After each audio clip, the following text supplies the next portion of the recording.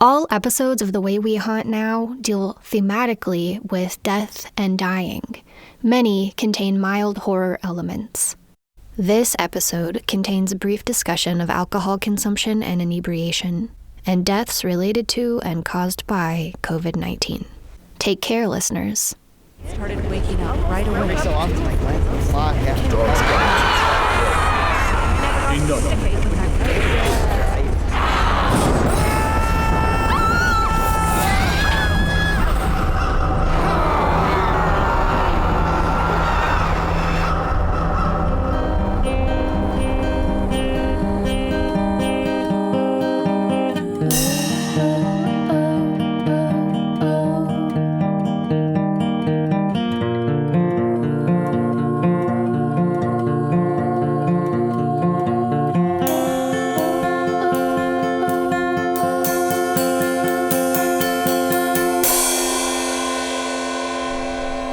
This is The Way We Haunt Now, Episode 18, The Confession.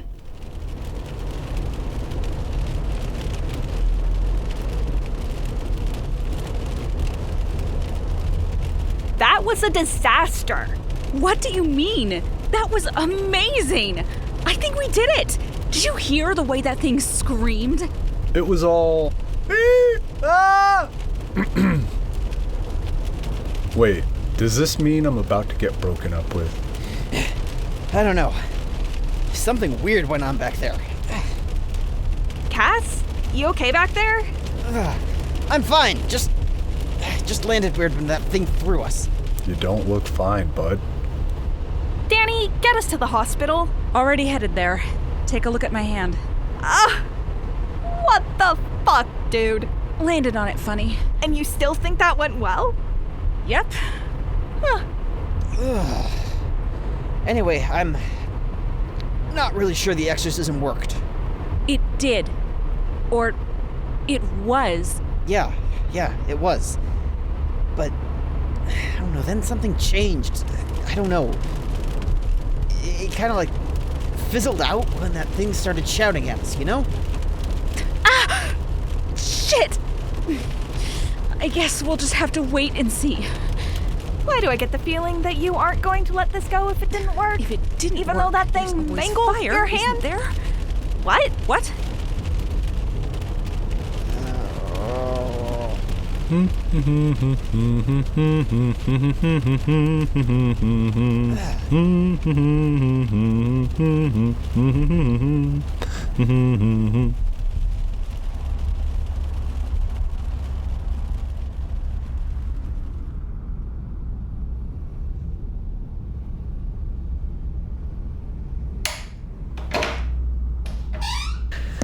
I can't believe I just left her there after that. Parker's full grown. And besides, the apartment wasn't going to let us in, and it wasn't going to bother her. And I can't believe you. Laylee... You didn't tell me you have a sister? Who runs around exorcising innocent ghosts? Not that innocent. And why does she run around exorcising innocent ghosts? You said it was just you and your granddad.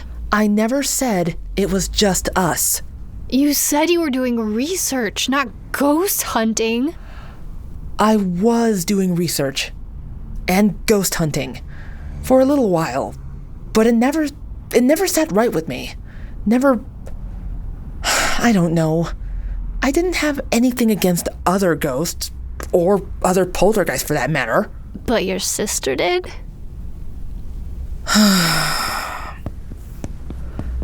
My sister was younger, more impressionable.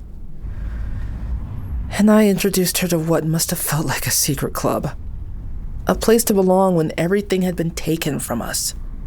And a way to get back at the forces that had took everything from us. I could think about it objectively, but Danny's only ever been a ghost hunter. It's home to her now. So much that when I stopped hunting, she took it as a betrayal and... Well, you know the rest of the story. We're coming at the same problem from different sides. Alicia. I'm sorry I didn't tell you. It's just personal. In a way, even my granddad's death isn't. I left my sister behind, grieving, chasing some sense of closure by destroying everything in her path. I don't know if it's survivor's guilt or just guilt, period. But what happened to my sister? What's happening to my sister? It's my fault in a way that my granddad's death wasn't. She looks full grown to me. Maybe you set her on a path, but she's an adult now. Is it really your fault that she keeps choosing it? It's not that simple, Eulalie. I know. I drove my sister to take up residence in my haunted house, so believe me, I know. I guess you do.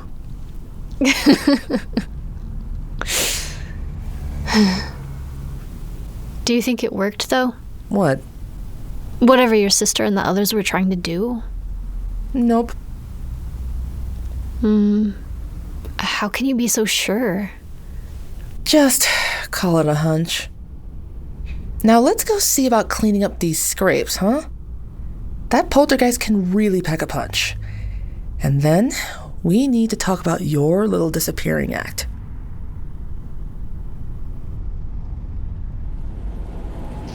After last week's scallop scandal, Billy and Sam teamed up in more ways than one, it would appear, to take down their competitors. They stormed Chef's private office with a sinister suggestion, a sudden death elimination round, where each contestant has to successfully add one ingredient to a dish without knowing what others have done before them.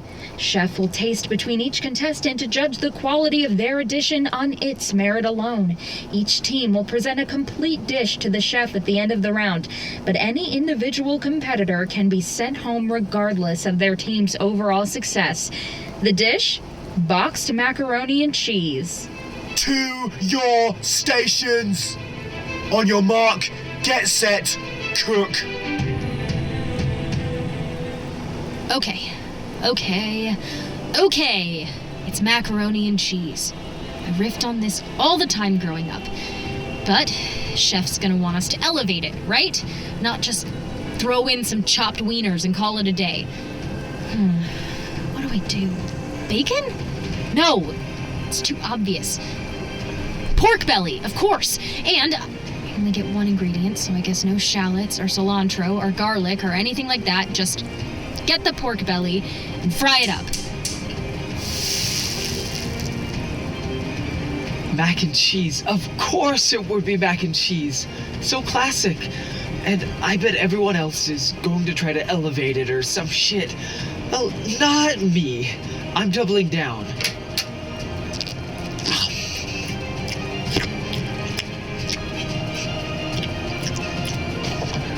That's powdered cheese, all right? So, what would really make this pop? Aged cheddar or no? Wait, this is gonna be so delish! Monster! Mac and cheese with pork belly. I knew I was on the right team. I'm gonna steer this train. Can you actually steer trains? Isn't that what the track is for? Anyway, I'm taking this in a carnitas direction. So, what's the most critical ingredient here? Pineapple juice. Yeah, let's hope Madison gets it. So, clearly, Sam saw mac and cheese and thought, let's make this even cheesier. Because I don't see anything else in this pot. And even if I could taste it, vegan, remember? I doubt I'd find anything. But you know what I'd bet? I bet I could totally replace this with a cheeseless version, and neither of those dude bros would notice. You know what? That's a brilliant idea. Hey, you. Do you have any extra pots of noodles right back there? I need to switch this out. Okay, yeah, I'm sorry. I know, normally we're not supposed to swap things so that we maintain the whole illusion that this isn't a reality TV show or whatever, but something toxic fell into the pot, and I just don't want Chef to be harmed. What's she doing with the stagehand? Sod it, I wasn't looking forward to that roiling pot of curdled cheese anyway. Let's see what happens. Mac and cheese with bacon, I guess? And some sort of fruit juice. Ugh. What were they thinking? It's gonna have to come down to me to fix things again. It's just like Daddy always says. When you have money, you don't need to be... No, that was a different saying. Something about fixing things? Because nobody else knows how to... No. But it was about fixing things. And being the only one who could. Stewed tomatoes! This is just a pot of dry noodles with some sort of yellow flake sprinkled all over it haphazardly. I don't know what I'm supposed to do with this. I guess the only thing I really can do is add Velveeta and hope it covers up the flakiness. You just threw them out. Just...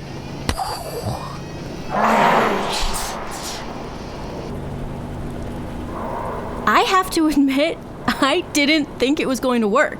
Just riling it up like that. Cardea's wiser than its years. It knows how to deal with miscreants. Did you,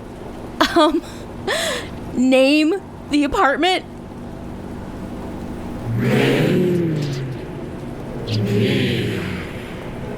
Well, I couldn't very well just go around referring to it as the apartment, could I? And it didn't particularly like its address as a nom de plume. I see. It's Latin for protectress of the hinges. My brothers didn't visit me often, but the youngest, George, used to tell me about his Latin and Greek lessons. Cardea was a Roman goddess who protected families from evil spirits in their homes. Oh, you're kidding, right? No. It's... not entirely fitting, is it? It's aspirational, but it did just protect us. Friends. Watch. Show. See? Now, how about a celebratory round of competitive confectionery? Don't mind if I do.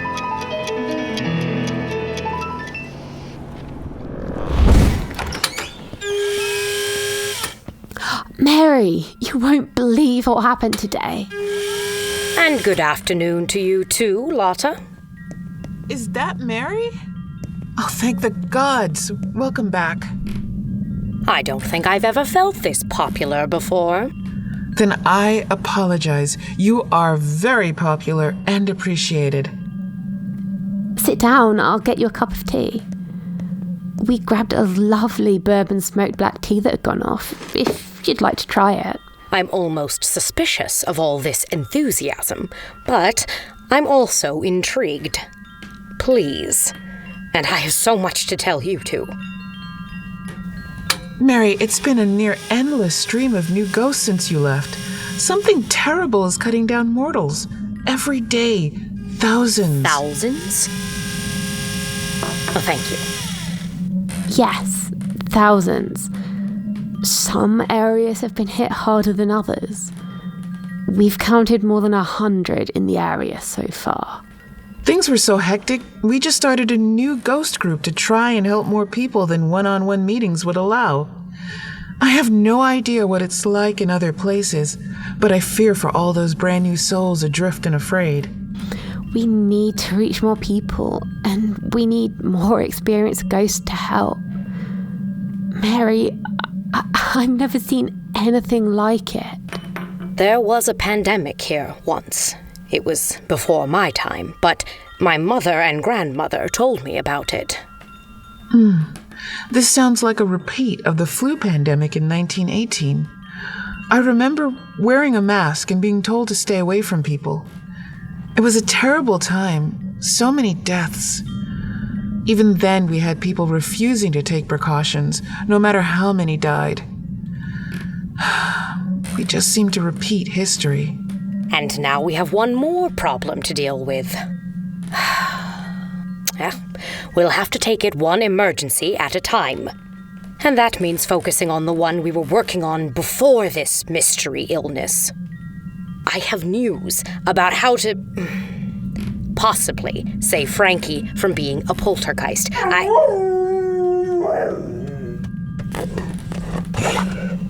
Well, hello there. Who's a good dog? Who's a beautiful dog? Mary, meet Asha. She was finally ready to follow me home. Well, hello, Asha. Welcome to the family.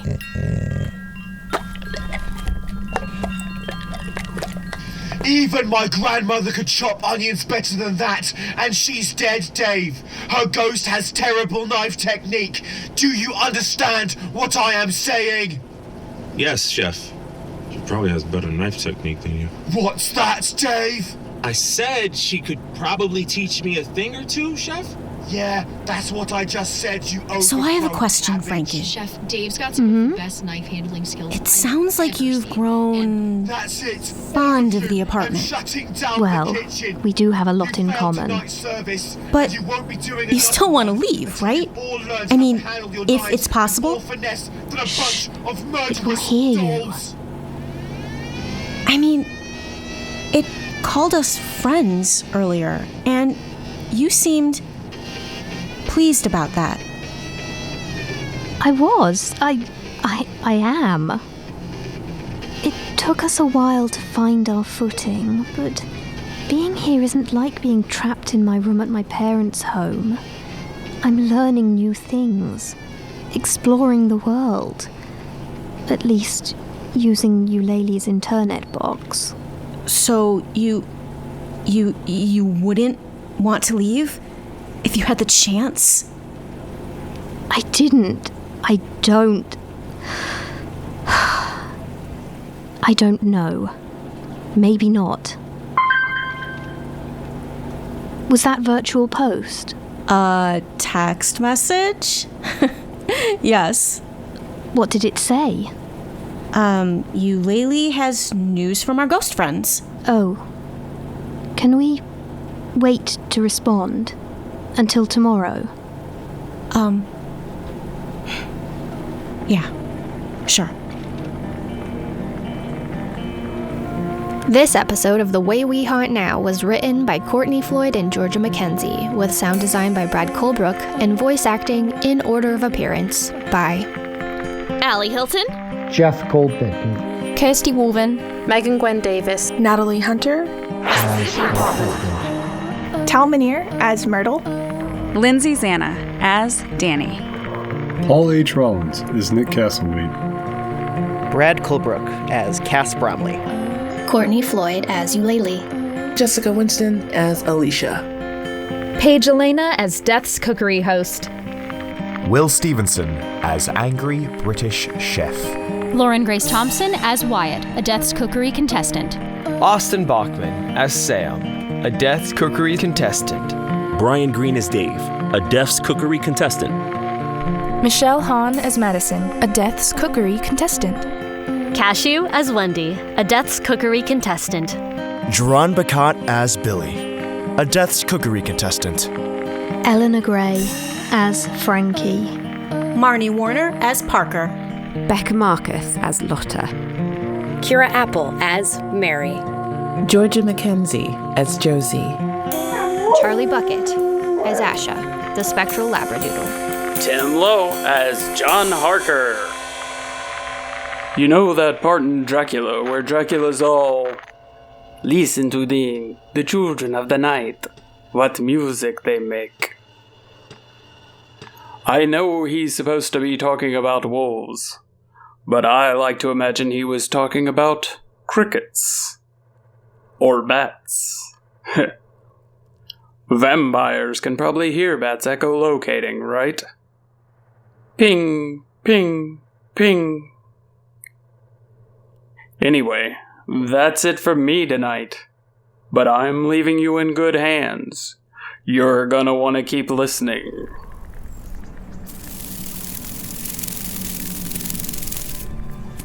Ash and oak and iron and thorn, stone and rune and land forlorn, last thin chance of vain hope born. Heed thee now my call.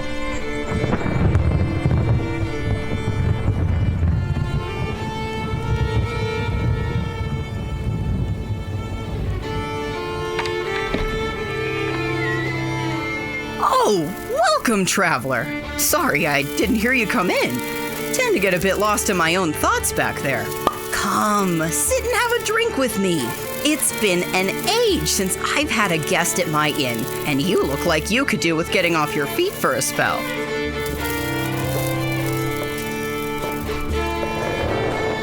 It's my job to teach those who come through everything they need to know about the Echowood. So if you'll permit me, I have a proposition for you. I will tell you everything I know of the Echowood. Its history, its peoples, its secret depths and hidden heights. I will tell you of witches and ghosts and sea beasts. I will tell you of dragons and dwarves and the glittering stars above. I will illuminate the secret turnings of this world to you as best I can. And in the end, I will send you on to whatever fate awaits you. Do we have a deal?